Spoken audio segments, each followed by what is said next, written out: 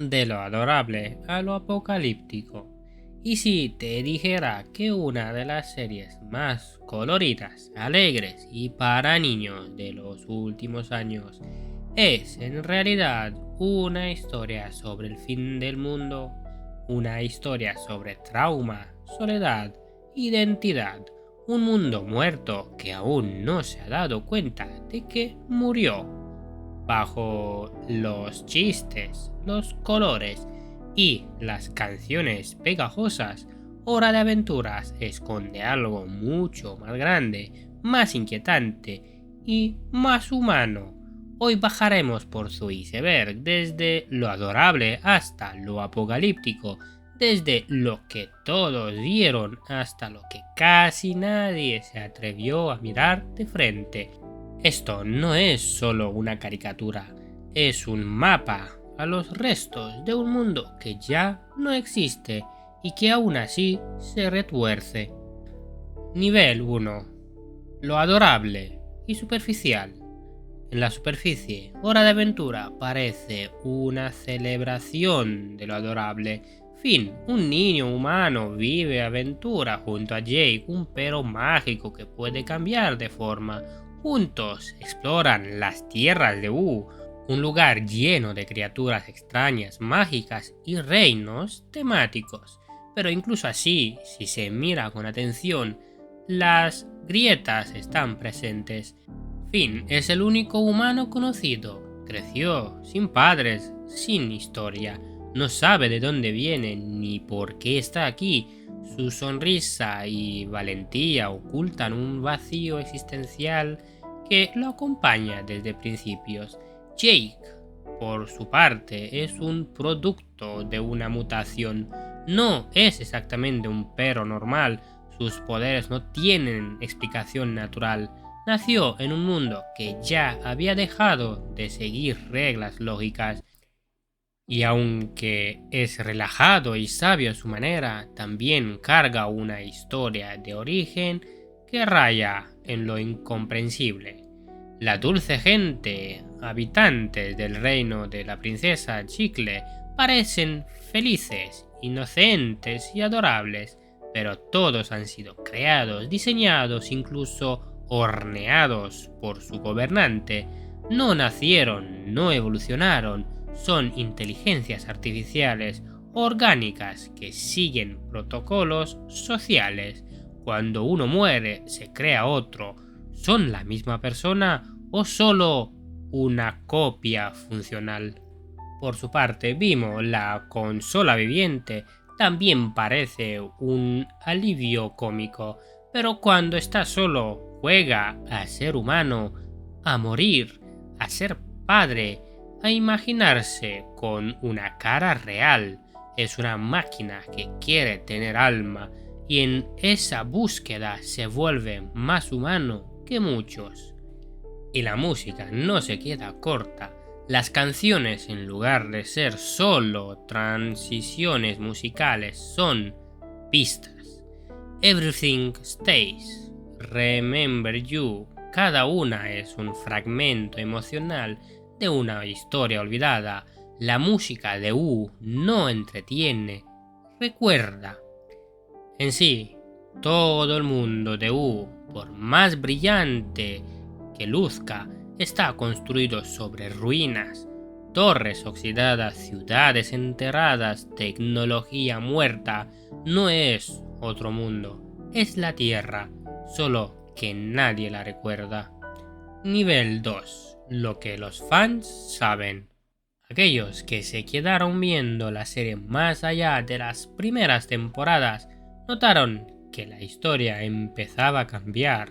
Lo que al principio parecía un mundo de fantasía se iba llenando de sombras, de referencias a un pasado olvidado, de momentos que no encajaban con la idea de una simple aventura animada. La guerra de los champiñones es el primero de esos elementos que conectan con nuestro mundo. Una guerra nuclear que lo cambió todo, que acabó con la humanidad tal como la conocemos y dio paso a un nuevo orden, uno regido por mutaciones, magia y olvido. La Tierra fue destruida, contaminada, modificada genéticamente, y lo que vemos 1000 años después no es fantasía, son consecuencias. Simón Petrikov, antes conocido solo como el Rey Helado, es el rostro más trágico de este pasado.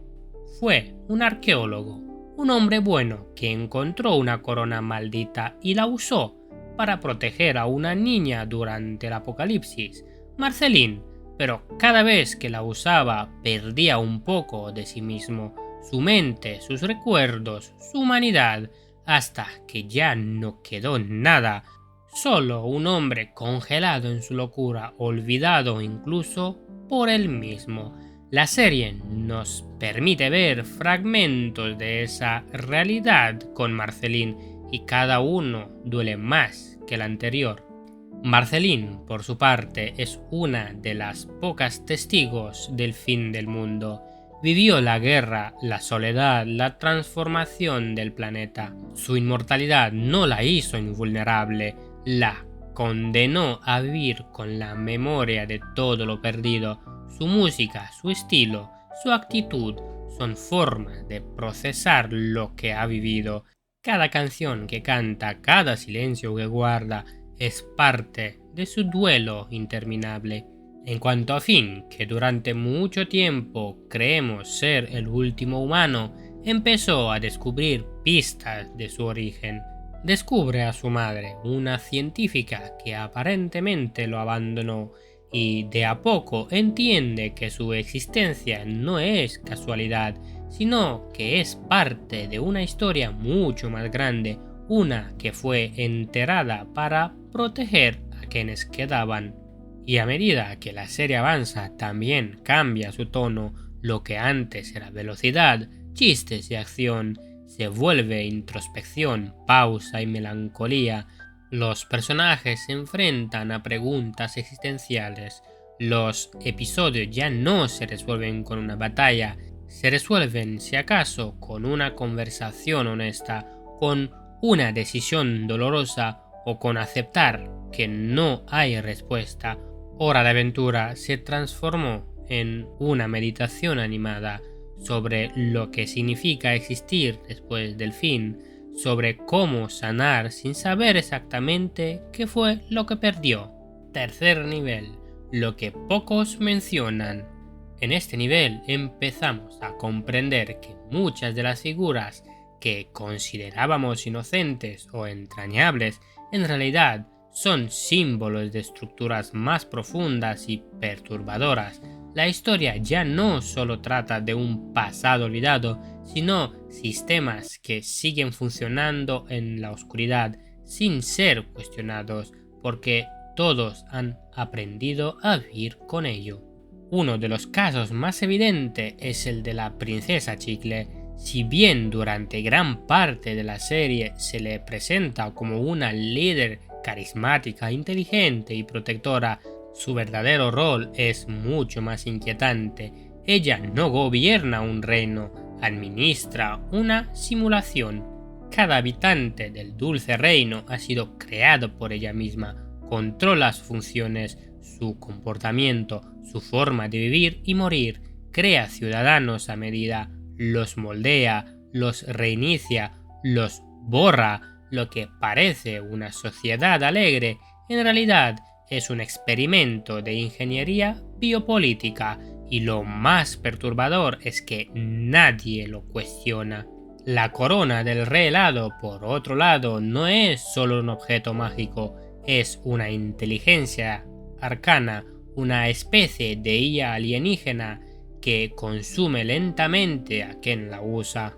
No otorga poder gratuitamente, exige la identidad a cambio. Simón no fue corrompido por un deseo egoísta, fue víctima de una tecnología que lo sobrepasaba y lo sabía. Podría sentir cómo se perdía, cómo su mente se fragmentaba, y aún así seguía usándola, porque su amor por Marceline era más fuerte que su miedo a dejar de existir. Jake, siempre visto como un alivio cómico, tiene un origen igual de anómalo, nació como resultado de una mordedura interdimensional. Su fisiología, sus poderes, sus hijos, nada en él sigue las reglas de la naturaleza. Su linaje no es biológico, sino simbólico. Representa la mutación del mundo, la hibridación del caos. Sus hijos son una estrella, un ser lógico, un monstruo adorable. Jake es un puente viviente entre dimensiones que no deberían tocarse. Mientras tanto, Vimo sigue preguntándose si es real. En su juego constante de adoptar roles humanos, hay una profunda búsqueda de sentido. Cuando se convierte en sheriff, en madre, en detective, no está jugando, está explorando posibilidades, preguntándose si la conciencia es algo que puede construir con suficiente imaginación. Vimo no tiene alma, pero sí deseo, y eso le convierte en un espejo de lo que muchos personajes han perdido. Finalmente aparece Prismo, un ser aparentemente benevolente, capaz de conceder cualquier deseo, pero cada deseo que concede crea una nueva realidad, cada nueva realidad borra otra. El multiverso de Hora de Aventura no es una celebración infinita de posibilidades, sino una tragedia de mundos descartados, universos enteros condenados al olvido por decisiones individuales. El libre albedrío aquí se convierte en una fuerza destructiva. Este nivel revela que nada en U es tan simple como parece. Revela que las risas esconden programación, que la magia es tecnología incomprendida, que los deseos tienen un costo silencioso. Todo lo que parece adorable también es artificial. Nivel 4. Lo oscuro y lo oculto. Al llegar a este punto del iceberg, el viaje ya no se trata de lo que pasó, sino de lo que el mundo decide enterar. Aquí no hay recuerdos fragmentados ni pistas entre canciones, hay un sistema entero roto que aún funciona por inercia. Hora de Aventura nos muestra que incluso cuando el mundo ya no tiene sentido, sus habitantes siguen adelante. Pero ese movimiento, lejos de ser heroico, a veces parece más bien una forma de negación colectiva. El Lich es la figura más perturbadora de esta capa. No es un villano en el sentido tradicional, no tiene planes elaborados ni un deseo de conquista. Su existencia es más bien la representación pura del fin. Su objetivo no es gobernar, es borrar, es la encarnación de la entropía, de la muerte sin drama, sin justificación, sin alma, y lo más aterrador es que nunca muere del todo. Cada vez que el mundo intenta rehacerse, el Lich encuentra una grieta por la cual filtrarse. Está tan ligado a la estructura del universo que parece inevitable, como si fuera el precio a pagar por la creación misma. Finn en este nivel deja de ser un protagonista y se convierte en una constante. No es un individuo aislado, sino parte de una serie de figuras que se repiten a través del tiempo. Lo vemos reencarnado, replicado, reimaginado, siempre joven, siempre valiente, siempre con una espada, pero su rol es una función, un ciclo que el mundo activa para evitar colapsar por completo. Finn no tiene control sobre su destino. Él es el mito del héroe, ejecutado una y otra vez en un mundo que ya no puede sostener su propio equilibrio. La muerte, como concepto, también pierde su estabilidad. En U, morir no garantiza un final. Hay entidades que reemplazan a la muerte misma. Hay almas que flotan, otras que regresan, algunas que simplemente se reciclan. La serie no trata a la muerte como una transición espiritual, sino como un error del sistema que puede corregirse. Este enfoque transforma la muerte en un estado técnico, una fase editable, lo que quita toda posibilidad de cierre real. Nadie descansa, nadie desaparece del todo. La magia, por su parte, se revela como una infección. No nació del equilibrio, sino del caos. Tras la guerra, las leyes físicas dejaron de aplicarse como antes, y en esa grieta surgió lo inexplicable: objetos con conciencia, árboles que hablan, dimensiones que se cruzan. La magia reemplazó a la ciencia cuando ésta ya no puede dar respuesta, pero su raíz no es luminosa, sino parasitaria. Es el resultado de un mundo roto que intenta mantenerse vivo como puede. Y todo esto nos lleva de nuevo al dulce reino, pero ya no como una ciudad artificial e inocente, sino como una prisión. Los ciudadanos no saben que son reemplazables, no se les permite cuestionar si siguen siendo ellos mismos tras cada regeneración. La princesa Chicle, en su obsesión por el orden y el control, ha creado un mundo donde nada cambia realmente, aunque todo se reinicia. La inmortalidad del sistema depende de que sus piezas acepten sin dudar, y si una pieza duda, se sustituye. Este nivel del iceberg es el más incómodo porque no habla del pasado, sino del presente continuo. Muestra que el mundo de U sigue funcionando no porque esté curado, sino porque todos aprendieron a ignorar y a no mirar al fondo del abismo, aunque vivan sobre él. Quinto nivel: lo apocalíptico y metafísico. Ya no estamos descendiendo, estamos flotando en el núcleo mismo del iceberg, donde el tiempo se curva, el lenguaje se fragmenta y los personajes dejan de ser humanos para convertirse en ideas. Aquí no hay respuestas, solo conceptos que desintegran lo poco que creíamos entender.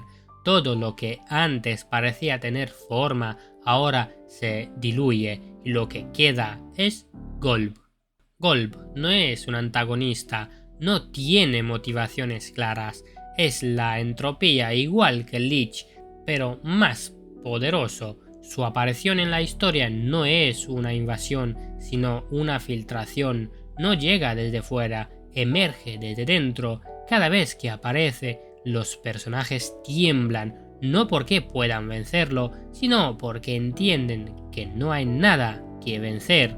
Golb no odia, no elige, simplemente existe, y su existencia destruye. La realidad se rompe en su presencia, las formas se deforman, los cuerpos se retuercen, los pensamientos se deshacen, y lo más aterrador es que ni siquiera se puede detener. Lo único que logra calmarlo es algo pequeño e íntimo, una canción, una melodía sencilla, humana, un recuerdo. Golb es el olvido absoluto y al mismo tiempo el antídoto frente al olvido. Aquí Simón, liberado de la corona, encarna otra de las tragedias de este nivel. Ya no es el rey helado, ya no está poseído ni dominado, es libre, pero el mundo ha cambiado sin él. Marceline ha seguido adelante, la historia ha seguido sin incluirlo. Simón sobrevive, pero sin función, y eso para alguien que lo dio todo por amor es una forma más cruel de condena, ser libre pero inservible. El multiverso, antes fuente de infinitas aventuras, se revela aquí como una trampa. Cada deseo, cada bifurcación temporal, cada nueva versión de U, nuevos fins, nuevos errores, pero cada nueva realidad implica que otra ha sido destruida. Lo que parece expansión también es aniquilación. Prismo, amable y omnisciente, no cumple sueños, los dispersa. el universo, en su afán por multiplicar posibilidades, se convierte en una red de historias abandonadas. Y en todas ellas una constante, el héroe Finn o Shermie, nombres distintos, pero la misma figura, siempre niño, siempre con espada, siempre enfrente de algo imposible. Es el patrón que el universo necesita repetir para no colapsar. La figura del héroe no es un individuo, es una función, una pieza que encaja justo antes del abismo. Finn no existe para tener un destino, existe para retrasar el final. Y sin embargo, en medio de ese caos narrativo, de esa distorsión de identidades y planos, queda algo, una imagen, una sensación. Finn y Jake, estando en una colina mirando el cielo, no hablan de salvar el mundo, no luchan, solo están, porque incluso cuando todo se rompe, cuando la estructura narrativa colapsa, los vínculos emocionales siguen teniendo sentido. Ese es el núcleo de Hora de Aventura, la idea de que el mundo puede colapsar una y mil veces, pero mientras quede alguien que recuerde, alguien que cante, alguien que ame, entonces el universo aún tiene un centro. En conclusión, Hora de Aventura comenzó como una broma encantadora, colores vivos, humor absurdo, una premisa ligera, pero a lo largo de los años mutó en algo más profundo, más triste, más humano. Lo que parecía una caricatura infantil se convirtió en una carta de amor al duelo, a la memoria y a la resiliencia. Porque en el fondo, esta serie no trata sobre héroes o monstruos, trata sobre lo que permanece después de que todo lo demás se ha ido, sobre cómo la historia, los vínculos y los recuerdos son los últimos bastiones de sentido en un mundo que se desmorona. Finn, Jake, Marceline, Vimo o Simón, cada uno de ellos enfrentó su propio fin del mundo y aún así todos eligieron seguir, no porque esperaba una recompensa, sino porque sabían que seguir era en sí mismo un acto de esperanza. Golb puede borrar todo, la magia puede fallar, las realidades pueden colapsar, pero mientras alguien cante, mientras alguien abrace, mientras alguien cuente la historia, entonces algo persiste. Hora de Aventura no nos dio todas las respuestas, pero nos dejó las preguntas correctas y con ellas una verdad hermosa, que incluso en un mundo hecho de ruinas, aún se puede amar, aún se puede jugar, aún se puede recordar, y eso es suficiente.